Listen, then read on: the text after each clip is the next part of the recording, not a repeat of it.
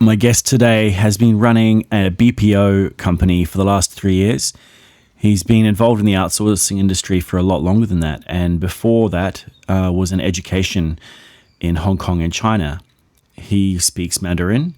He's from Australia. He's non-tech, but he works with tech teams and development superstars. His name's Anthony Bowers, and he's from Tallant Asia. This is the Nerd Out of Water podcast with Michael Lobb.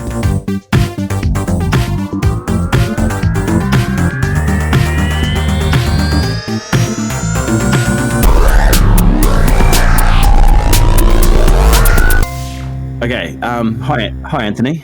How are you? Yeah, I'm doing great, Michael. How are you today? Very good. So do you want to tell us a little bit about yourself and how you got into the BPO industry? Yeah, sure. I actually lived in Australia, North Sydney, for, 20 years, 20 plus years. Learned Mandarin, went up to China for 6 months to further my studies, etc., and get to know more about China, and then basically never came back. Right. So life happened. How long did it take you to learn Mandarin? Still learning, man. I mean, it's a complex, really difficult language. I think it was sort of 7 years in China that I started to be able to pass myself off as Chinese over the phone. Right. Okay. But still learning. The characters are diabolical. It's so hard. So did that. I was sort of 10 years in mainland China. Moved down to Hong Kong after that. Spent some time in the education field. Was doing my PhD, and I was looking for something more commercial. Get back into a commercial type role, and I'd heard about this offshoring, remote staffing in the Philippines. I didn't know anything about it, but I knew someone that had started the business in Luzon. Went out there, sort of saw what it was, did some part-time work, and went, I love this. I think this is great. I thought it was great for many reasons. I thought it was providing really great work for the local Filipinos. Because I'd seen the downside of that with the domestic helpers in Hong Kong. Not all of them, of course. I think the vast majority is great, but some of them suffer horrendously. So I enjoyed the fact that the industry is creating work for Filipinos in the Philippines, and good work. I also liked that it was helping Australian businesses compete. Yeah. Often thought like, this is giving a chance for small to medium businesses to really slug it with the bigger companies and their shared service. Environments, and so we loved it. Spent I think 2-3 years at that company, and it was fairly successful in some ways. I mean, the time came that needed to branch off and do my own thing, and I moved down to Cebu almost 3 years ago to the day. Had a backpack and a one-way ticket and a motorbike. I think. Well, that came way later, man. There was no motorbikes at the beginning, man. Although I was living on the smell of an oily rag before I got an oily bike. And just started it from there. And it was super hard yakka. There were a whole heap of things that I didn't realize were crucially important when you're starting your own business. The things that just X factor stuff that I have no understanding of. And I think, like what? At the very beginning, I thought the critical thing would be to find clients. That turned out not to be the problem at all. The problem was getting staff. All right. Okay. Right. So I didn't have any staff. Right. So I'd get people in for an interview, and they'd come in. They'd say, "Well, where's the team?" And I'm like, "You're it. You're low number at Tallant, like number one." And number one. You could hear the doors slamming as they ran out of the building. And I'd be like, I'll call you back. Don't call me, call something. Yeah, bye. Boom. And that wasn't even in my realm of thinking that could even be an issue. So it's that sort of extra stuff. Do you think that's a cultural thing? It's like they sort of turn up and expect there to be a large company there that's reliable and feed a family and consistently do that? Or do you think that was just you're really scary? Yeah, well, probably a mix of both. I think it's a mix of culture. I think it's a mix of human nature. I think any person, if they're walking into a place and it's not some sort of fancy, fintech unicorn thing, I think they would be right to question the the veracity of it, and are they making a mistake joining the company? Will the company be there in a week, and all that sort of stuff. So I get that. But also, I think, cultural. The local talent here likes to be part of a team, likes to interact. They definitely consider their workplace as a second family, as a very special and important place in their life, far more, I think, than Western societies, just because of the importance of it all. So that was way X Factor. But we overcame it. We got a few staff, and we grew from there. You mentioned before about ethics and how that's played a big role. I know that you've spoken before about domestic helpers abroad and bringing jobs into the Philippines, or local jobs that can actually help people stay in the Philippines and do their work there. Talk a little bit more about that and why that's so important to you. All right. For that we have to go back to the years that I spent in Hong Kong, and I'll throw an anchor to the wind to say that I think for the majority of domestic helpers that go to Hong Kong or wherever it is, achieve what they want to achieve. I don't think it's easy, but I think that they get good working environments and are able to make money and are able to send that back. But there are cases where that doesn't happen, where they get a terrible employer, they get a terrible agency, where the system is rigged terribly, so that the person has to pay back money, etc., through lenders and whatever schemes they have, and it's just prone to abuse. And I've seen that. I've seen it firsthand. Read about the court reports, all those sort of things, and that really played a big part in it. I mean, from there, I'm like, well, if we can be a small drop in a bucket of offering people work where they can stay in the Philippines, right, and have a good career in the Philippines, rather than being forced to go overseas. If they want to go overseas, great, world's your oyster, explore, enjoy it. But if you're forced to do it, if you have no other choice, and I think that's a bit different, and we see ourselves as being able, in a very small way, to help Filipinos and Filipino families stay together and have good, meaningful work, providing great service to their clients in Australia. And on the Australian side of things, or potentially, and not just Australia, we have clients in Hong Kong, Singapore, the States. I think those companies, especially the small to medium companies, struggle with the ethics of offshoring work. Yeah. Right? The larger companies don't, because they all do it. The large companies all have what is called a shared service offering, and they'll have back offices in India and the Philippines and stuff, and they all merrily do it. And I think the small and medium enterprises are being hoodwinked. It's like the bigger players have all got it set up, and yet there's some sort of idea that it's not right to offshore staff. I don't think anything could be further from the truth. Right? Our mentality is, and I've literally said this to people, is break free of your chains. Right, and the chains that I'm talking about there is the idea that staffing has to be local. Yeah. Right. In fact, in the world that we live in, most work can be done anywhere, and therefore the question that a business owner needs to ask herself or himself is, where is the best talent? Yeah. And if the best talent is in Sydney, or it is in New York, or it is in Hong Kong, or it is in Singapore, great, go for it. We fully support that. But if you're not finding the right talent, if you're struggling to find staff, if you're struggling to retain staff, then why wouldn't you as a business look for great talent somewhere else in the world where it will have no negative impact whatsoever on the production? And what we've actually found is that the onboarding of remote staff introduces rigor to processes. It introduces formalizing of run books, formalizing of the way things are done.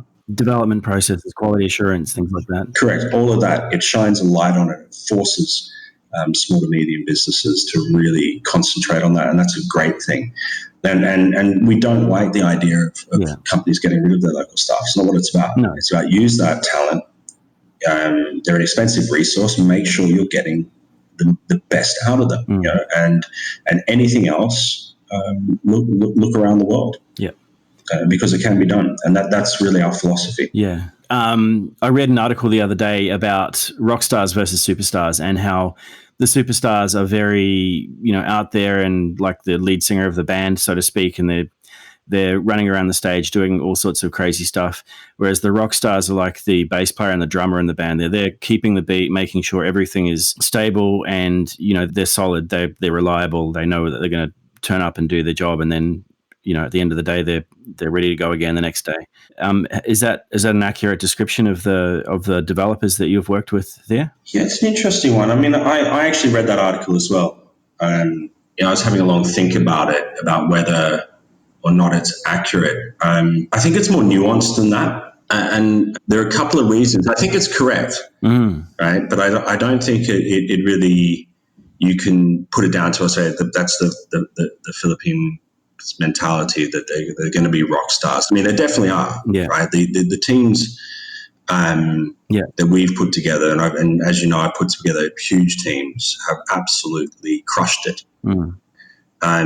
But yes, as rock stars rather than superstars. Yeah. But I wouldn't say that that's, just the Philippines, that's the way it is, because there are plenty of Philippine startups that are killing it. Yeah. There are plenty of Philippine startups around the world who are doing absolutely superstar development. Yeah, definitely. Where they're doing their own thing. Yeah.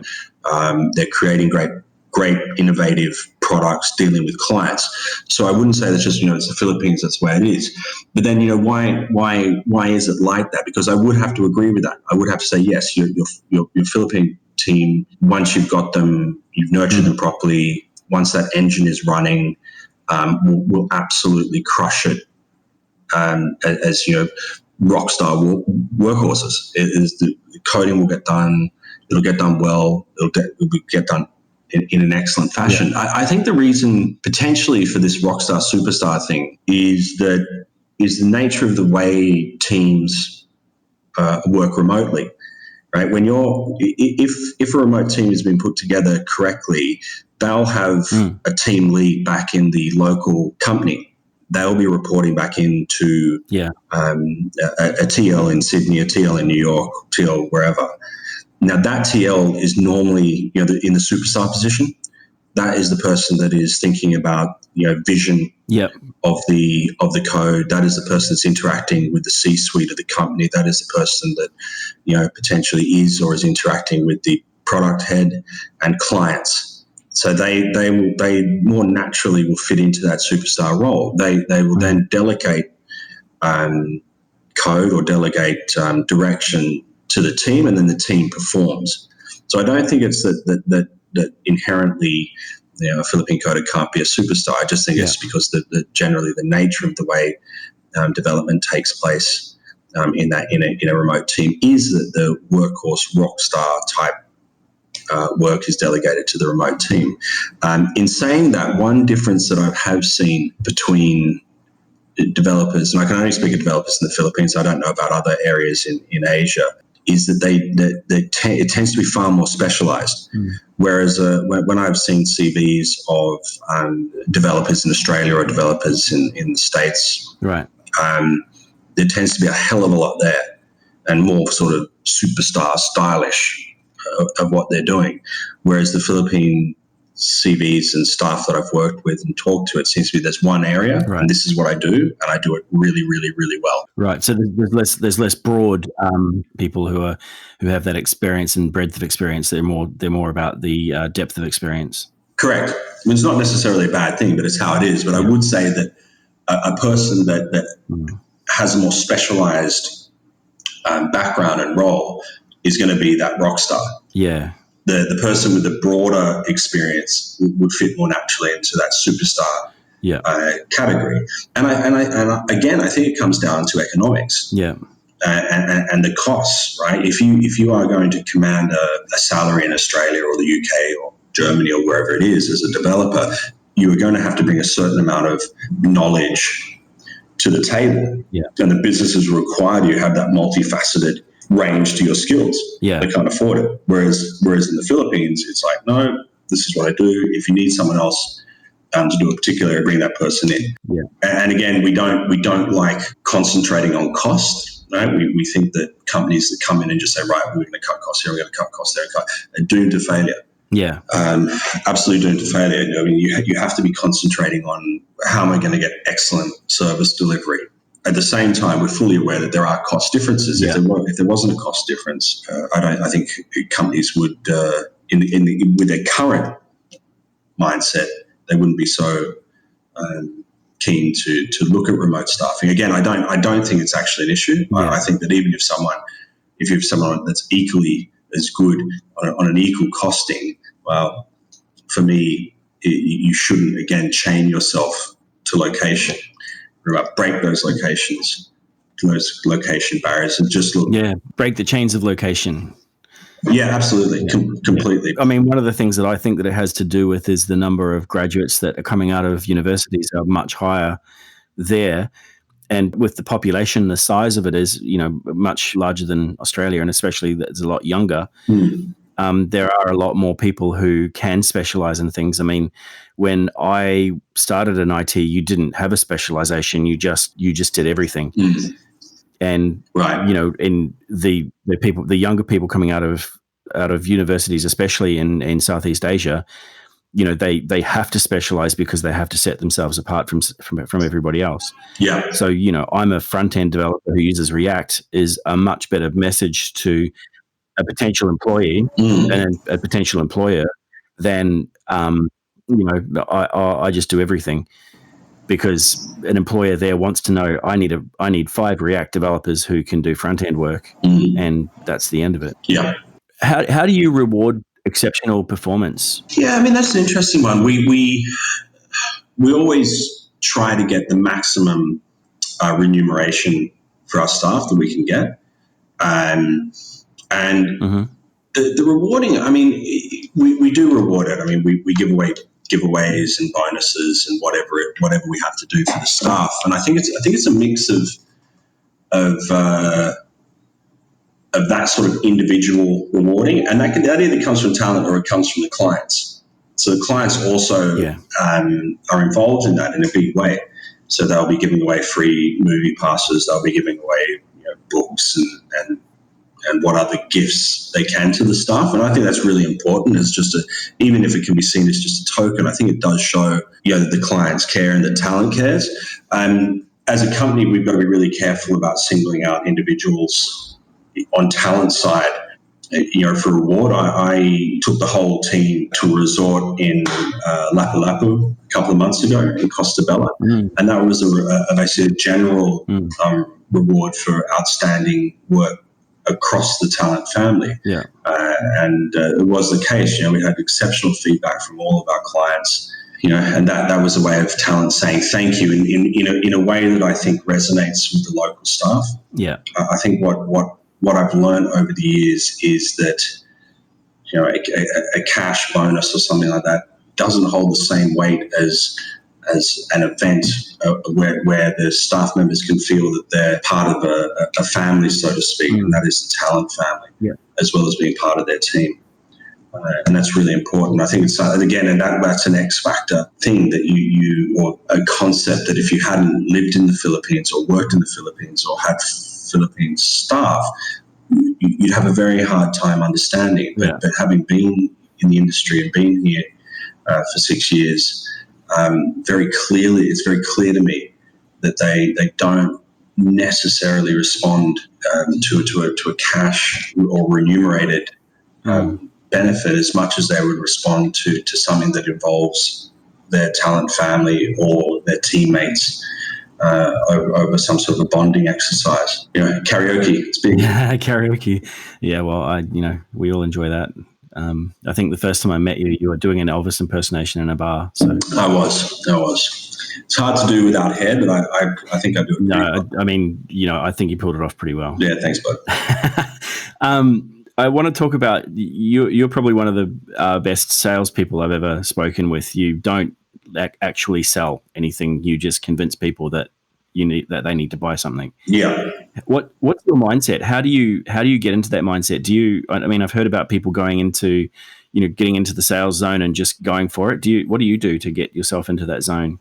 There are different parts of the sales cycle that require very different mentalities. And as a small business, I am involved in many different areas or the complete sales cycle. At its base, sort of I've been involved in sales for half my career. And some of the things when I look back on my life, I wouldn't have been in that company selling that particular product if I had my time again.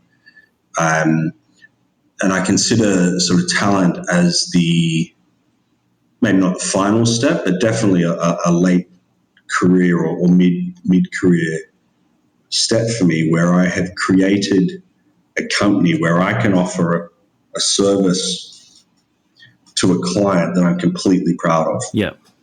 That I'm absolutely certain will be beneficial to all concerned. Yeah. Right, beneficial to the staff member here in the Philippines, beneficial to myself as a business owner, and beneficial to the client as it will help them scale and grow. Yeah. Now, for sales, you absolutely, and especially in the modern world, right, where information is freely available, and so there's a very big difference between, say, a person selling a product 30 years ago to a person selling a product now. 30 years ago, there was very much an element of I have the information, and I'm going to impart information onto you, and that's part of the aura that I bring to the table as a salesperson. I just don't think that exists anymore. I mean, when I talk to clients these days, they're fully aware of what we do. They're fully aware of the landscape, who the competitors are, what it's all about. Yeah. So then, okay, if you don't have that, then what do you bring to the table? And so I think, again, it goes back to the ethics. It's that the clients that know me and that I've dealt with and that are with me know that I have absolutely at all times their best interests. And that's really important. And that allows me to face the world with my head held high. Not to say that it's easy, right? So that's one part of it, the very esoteric. You're building a long-term relationship. That's what I like. In our industry, it's a long sales cycle. So it's months, 6 months, it's a year of talking to someone, making sure that you're at their front of mind when the time comes to make a decision. The other end of that is the real grunt work, right? So we've got people here that help us with that, but I also do it myself. Yeah, just hitting the phones, doing the emails, the social media. Now, I'm not going to say I'm very good at the marketing. I don't think I am. I think that I've got a lot to learn when it comes to social media, selling the LinkedIn and the Facebook. Although in other ways, I think I'm pretty good at some of the areas. Like we use LinkedIn extensively. Yeah. Not in a traditional social media way, but I'm hitting LinkedIn super hard whenever I'm going somewhere. So next week we're heading to Singapore. I've been using LinkedIn to reach out to people with really high hit rates. So I say, hey, coming into town, this is what I do. Do you want to meet up for a coffee? No other agenda. I just want to get to know you, see what it is. And we found that has really great results. Yeah. When you're hitting the phones, you have to have a thick skin. Yeah. And it's a weird psychological thing that I do. I collect no's. Okay. Right. So I'm not there hitting the phone saying, when is someone going to say yes? When are they going to say yes? It's like, my goal is to get some to the point where they say, no, I'm not interested in this. Right. Right. Because there's a real achievement there. Right. It means you're actually doing your job. Yeah. You've actually eliminated something from you don't need to deal with that anymore. You've got that off your plate. Totally. And if you're not a shyster, right. So I know that I can be very effective to get people to agree to things. Right. And I know that if I wanted to, I could probably force way more, lead count than what I get. But I'm not interested in that. I know that the more no's that I collect, that eventually I'm going to come across someone that has a genuine need. And then it's about, helping them articulate what that need is, helping them really solidify in their minds, is it a genuine problem? How can they solve it? And does Tallant have a service offering that will help them? And if yes, great, let's continue it.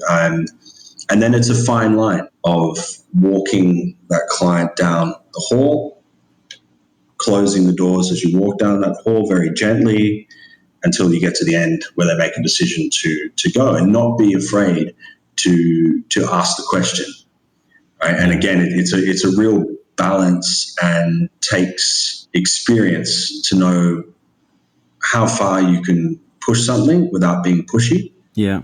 How hard you can ask for a close without pushing the client away. I think it's a very nuanced and skill.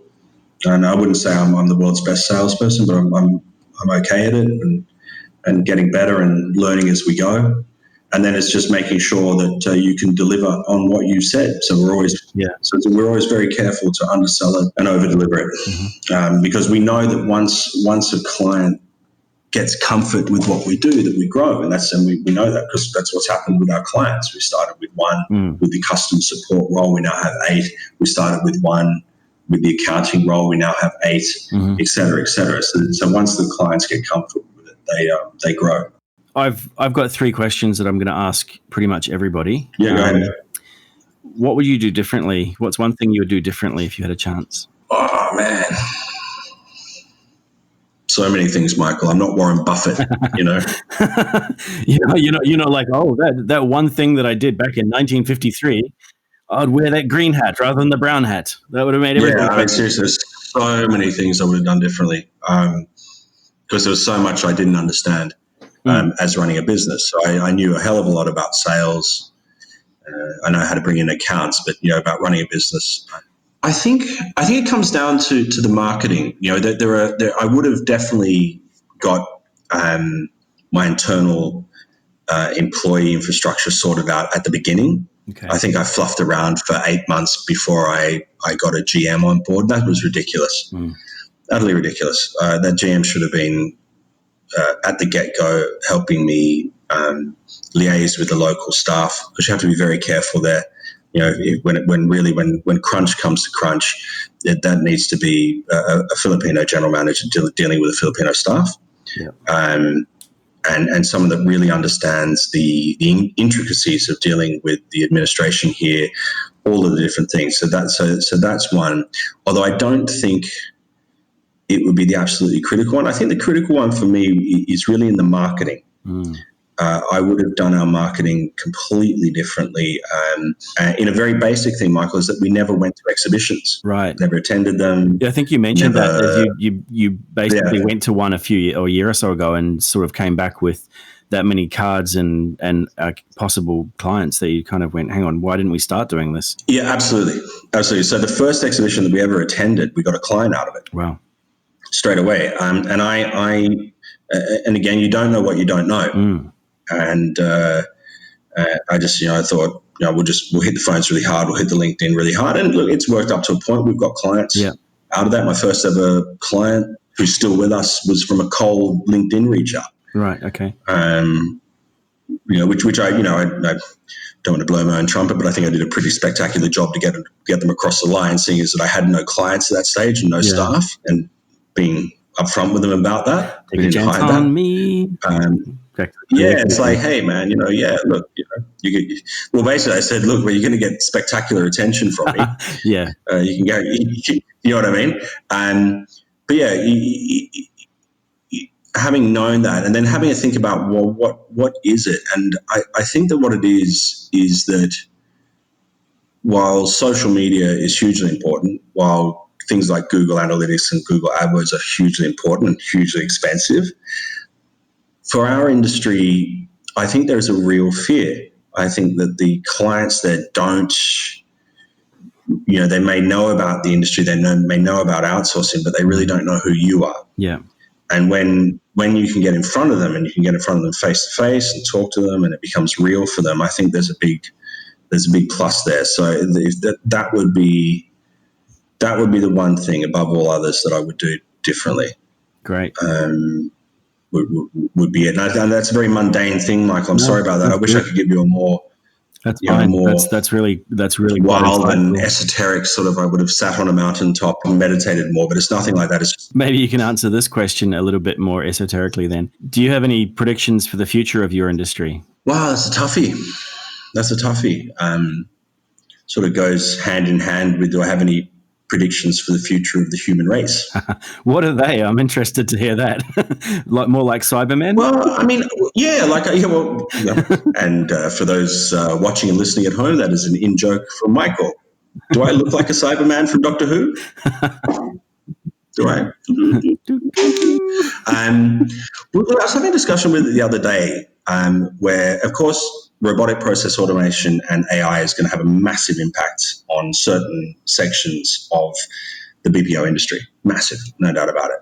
And it's not it's not just the BPO industry. It's work around the world, which is why I say it's not just our industry. It's the human race. And I do think we have to be very careful with how we proceed with some of those technologies. I was reading about the Google AI research that was shut down. Yeah. And that was shut down because the two AIs started to talk to themselves in a language that they understood but couldn't be understood by anyone else. Yeah. And the plug was pulled on it, and we've not heard anything since. And I'm like, oh, wow. Like that spooks the hell out of me. Yeah. And I'm not a conspiracy theorist or anything like that, Mike. There's nothing like that. But that reading that story really rattled me, because I'm like, wow, these two AIs got together, formed their own language that they could understand but couldn't be understood by anyone else. I'm like, that's scary. That's scary. And then it goes into what is the future of work, right? What is the future of what we do? Because we know that I think IBM's Watson's did that research on law, whether it was way more accurate than any lawyer and did it in 5 seconds. How is that going to impact? So I think there's going to be impacts across the board. And as a species, we need to be careful about what are we creating. For our industry, AI in voice will have an enormous impact. So you've got the Google thing. I still think that's a long way away, but it will come. As far as, does that mean the death of the industry? No, I don't think so. I think that definitely the types of work will change. We're not concentrating a hell of a lot on data entry work and stuff like that, even though we think that there's still a market for it. But I really think that in 5 or 10 years there won't be. I think it will still be done by a computer somewhere.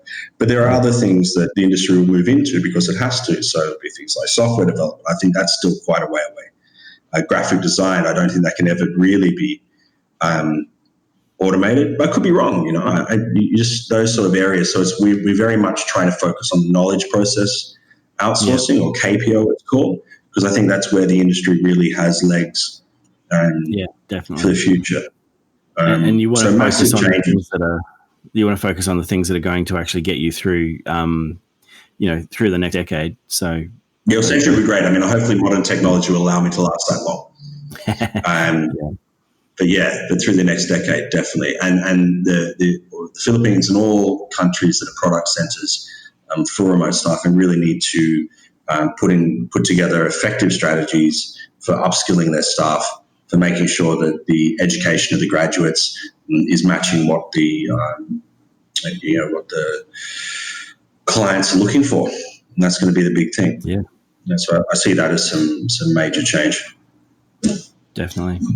Last question. If you weren't doing what you're doing now, what would you be doing other than impersonating Elvis Presley or a Cyberman? Dude, I don't know. I mean, I've always had, as well as a commercial role, I've had an education role. So if you look at my career, there are two clear paths. It's basically split 50-50 on the years that I've been in each. I would absolutely love at some stage in the future to be able to go back into education, but in a commercial field. And I see the only way that I could do that is to be able to start my own school and make it, and maybe do it in the Philippines, maybe do it somewhere else. I would definitely have an online component from what I've learned from the industry. So that's probably what I would be doing, and probably will be doing in the future is getting back into education, because I just think it's such an important field and I really enjoy it.